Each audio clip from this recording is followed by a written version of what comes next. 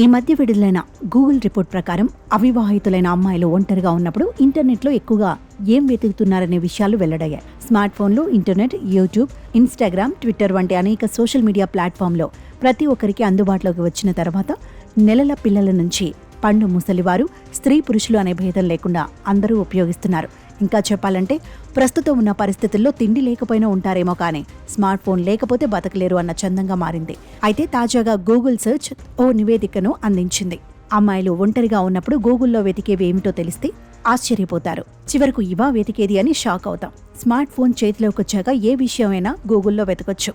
దీంతో కావాల్సిన సమాచారం కళ్ల ముందర ప్రత్యక్షమవడానికి ఎంతో సమయం పట్టదు.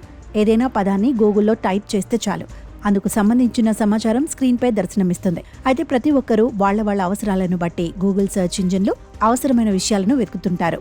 ప్రతి ఏటా గూగుల్లో ఎవరెవరు ఎక్కువగా ఏమేమి వెతుకుతున్నారనే డేటా ఆధారంగా ఓ నివేదికను ప్రచురిస్తుందనే విషయం తెలిసిందే.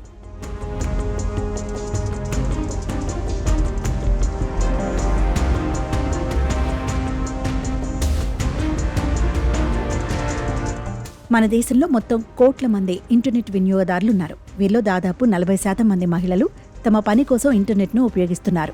ఎక్కువ సమయం ఉద్యోగానికి సంబంధించిన సమాచారం గూగుల్లో వెతుకుతున్నట్లు నివేదిక తెలుపుతోంది. ముఖ్యంగా అవివాహితులైన యువతులు గూగుల్ సెర్చ్ ఇంజిన్లో కెరియర్కు సంబంధించిన సమాచారం ఎక్కువగా వెతుకుతున్నారట.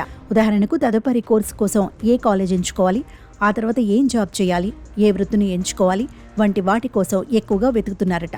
ఆ తర్వాత ఆన్లైన్ షాపింగ్ ఎక్కువగా వెతుకుతున్నారట. ఆన్లైన్ షాపింగ్ సైట్లలో డ్రెస్లు, ఇతర దుస్తులకు సంబంధించి ఎక్కువగా వెతికేస్తున్నారు.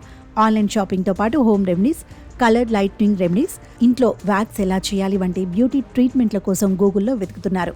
Mehndi designs, rangoli designs, home decorations ఇలా బ్యూటీ, ఫ్యాషన్ సంబంధించిన సమాచారం కోసం ఎక్కువగా గూగుల్లో సెర్చ్ చేస్తున్నారని నివేదిక తెలిపింది.